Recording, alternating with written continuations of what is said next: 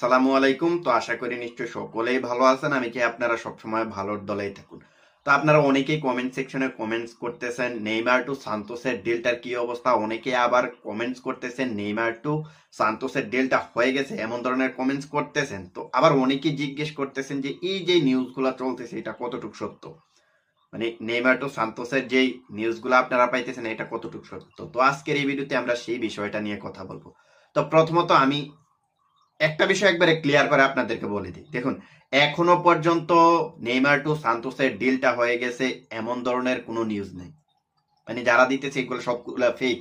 অনেকে বলতেছে যে ডিলটা অলরেডি হয়ে গেছে, আগামী 2-1 দিনের মধ্যে অফিসিয়ালি নিউজ চলে আসবে, এগুলো সম্পূর্ণ ফেক। আজকে সকালে এই ভিডিওটা মেক করার আগ পর্যন্ত আমি যে নিউজটা দেখলাম সেটাতে দেখলাম যে এখনো পর্যন্ত নেইমার জুনিয়রকে সাইন করাতে পারে নাই সান্তোস। তারা মনে করতেছে এই মাসের শেষের দিকে নেইমার জুনিয়রকে তারা সাইন করাতে পারবে, মানে করে ফেলেছে এক বিষয়, করাতে পারবে অন্য বিষয়। তো এখানে দুটা কিন্তু দুই রকম জিনিস না। কেউ বলতেছে করিয়ে ফেলেছে, কিন্তু ব্রাজিলিয়ান প্ল্যাটফর্ম বলতেছে এখনো করায় নাই। আগামী মাসের শেষ, মানে এই মাসের শেষের দিকে নেইমার জুনিয়রকে তারা সাইন করিয়ে নিবে। শেষের দিকে বলতে পারেন আপনি জানুয়ারির 31 তারিখ হতে পারে, সেটা হতে পারে জানুয়ারির 30 তারিখ।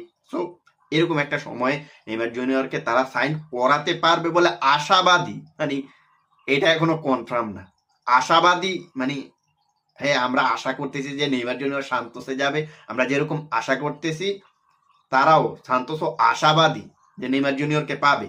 তো এটা পাবে একটা আশাবাদী একটা নিউজ। তো এখনো কিন্তু কনফার্ম না যে নেইমার জুনিয়রকে সাইন করিয়ে ফেলেছে। তো আপনারা যারা এই নিউজগুলো দেখেছেন এগুলো সম্পূর্ণ ফেক নিউজ। তো দ্বিতীয় বিষয়টা হচ্ছে, দেখুন নেইমার জুনিয়র যদি সান্তোসে যাইতে চায় তাহলে কিন্তু তাকে জানুয়ারির 31 তারিখের মধ্যে সবকিছু কমপ্লিট করতে হবে। তো এখন যদি আপনি জানুয়ারির 31 তারিখ হিসেব করেন, এখন থেকে যদি হিসেব করেন তাহলে দেখতে পারবেন যে আর মাত্র 6 দিন হাতে সময় আছে। সো এই 6 দিনের ভিতরে ডিলটা হবে কি, ডিলটা পসিবল কি, এটা হচ্ছে সবচেয়ে বড় কথা।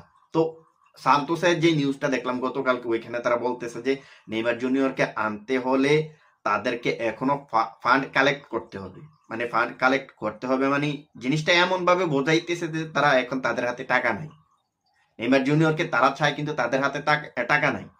তারা জিনিসটা এমন ভাবে বোঝাইতেছে যে নেইমার জুনিয়র আল হিলালে যাইতে হলে নেইমার জুনিয়রকে স্যাক্রিফাইস অনেক করতে হবে, তারপর আল হিলালেকেও অনেকটা ছাড় দিতে হবে, তারপরে তারা নেইমার জুনিয়রকে সাইন করাতে পারবে 6 মাসের জন্য। এখন তারা কিন্তু বলতেছে নেইমার জুনিয়র এখনো পর্যন্ত আল হিলালের কাছে যে 6 মাসের চুক্তিটা রয়েছে, এই 6 মাসে এখনো পর্যন্ত 65 মিলিয়ন পাবে, যেটা ব্রাজিলিয়ান রিয়ালসে প্রায় 400 মিলিয়নের উপরে হয়। সো এই টাকাটা থেকে যদি আল হিলাল ছাড় দেয় কিংবা নেইমার জুনিয়র যদি অনেকটা মওকুফ করে দেয় তাহলে কিন্তু তাদের পক্ষে হবে এই ডিলটা হওয়ার, মানে তারা এই ডিলটা কমপ্লিট করতে পারবে আর কি। নেইমার জুনিয়র টু সান্তোসের ডিলটা কমপ্লিট হবে। সো এই কথাগুলো কিন্তু এখান থেকে আমি বেশ আগেই বলে দিছি, যে আপনারা আমার পুরাতন ভিডিওগুলো দেখলেই বুঝতে পারবেন যে আমি নেইমার জুনিয়র সম্পর্কে কি বলেছি। সো সর্বশেষ আপডেট হচ্ছে নেইমার জুনিয়রকে আল হিলাল থেকে সান্তোসে যেতে হলে নেইমার জুনিয়রকে স্যাক্রিফাইস করতে হবে। মানে স্যাক্রিফাইস করতে হবে বলতে আমি বোঝাতে চেয়েছি অনেকগুলা টাকা তাকে স্যাক্রিফাইস করতে হবে।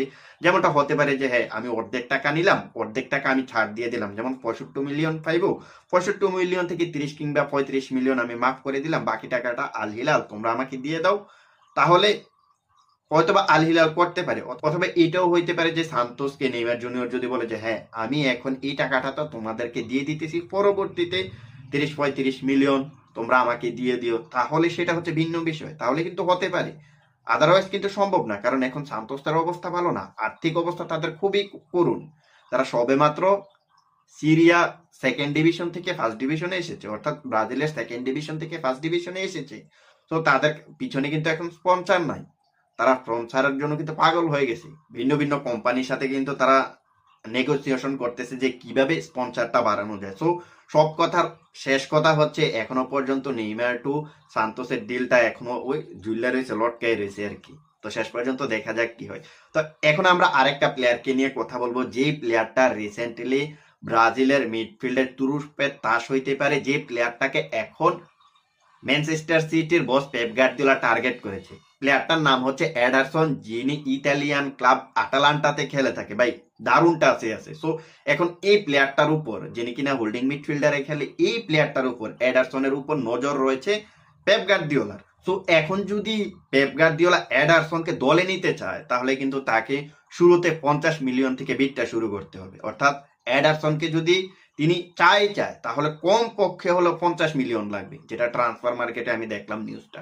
সো এখন কথা হচ্ছে এই যে এডারসনকে ম্যানচেস্টার সিটি দলে নিতে চায়, পেপ গার্দিওলা যেভাবে তার উপর ফোকাস রেখেছে সেই ফোকাসটা কি দুরিবাল জুনিয়র রাখতেছে?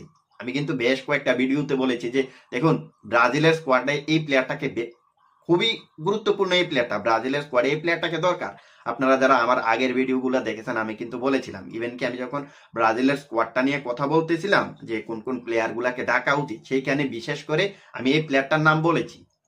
সো দেখুন পেপ গার্দিওলা এই প্লেয়ারটাকে ফোকাস করতেছে, পেপ গার্দিওলা চাইতেছে এই প্লেয়ারটাকে, কিন্তু ব্রাজিল কোচ দুরিবাল জুনিয়র কি আসলে তার উপর ফোকাস রাখতেছে? তাকে কি আসলে ব্রাজিল টিমে অ্যাড করবে? সেটাই এখন বড় প্রশ্ন। দ্বিতীয় একটা বিষয় হচ্ছে ডগলাস লুইস। সো এখন জুভেন্টাস থেকে ডগলাস লুইসকেও কিন্তু মোটামুটি পেপ গার্দিওলা চাইতেছে।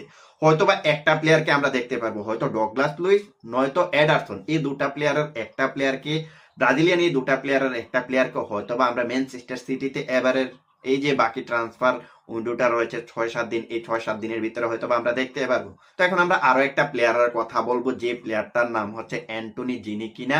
আয়াক্স থেকে এসেছিলেন ম্যানচেস্টার ইউনাইটেডে, বড় একটা স্বপ্ন নিয়ে এসেছিলেন, যা এই স্বপ্নটা তার পূরণ হয় নাই। 100 মিলিয়নে তিনি ম্যানচেস্টার ইউনাইটেডে এসেছিলেন, বাট এই প্লেয়ারটাকেও কিন্তু একটা লোন ডিলে যাইতে হইতেছে, অলরেডি সেটা হয়ে গেছে।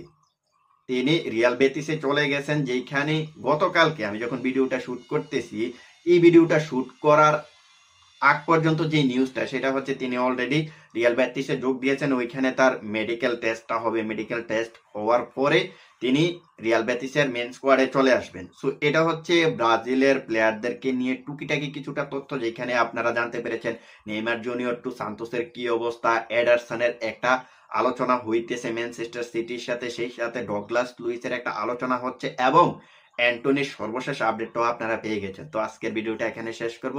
যাওয়ার আগে বলতে চাই, আপনি যদি ফুটবল রিলেটেড এমন এমন ভিডিও দেখতে চান তাহলে চ্যানেলটা সাবস্ক্রাইব করে দিতে পারেন, সেই সাথে ফেসবুক থেকে দেখে থাকলে ফলো করে দিতে পারেন। আল্লাহ হাফেজ।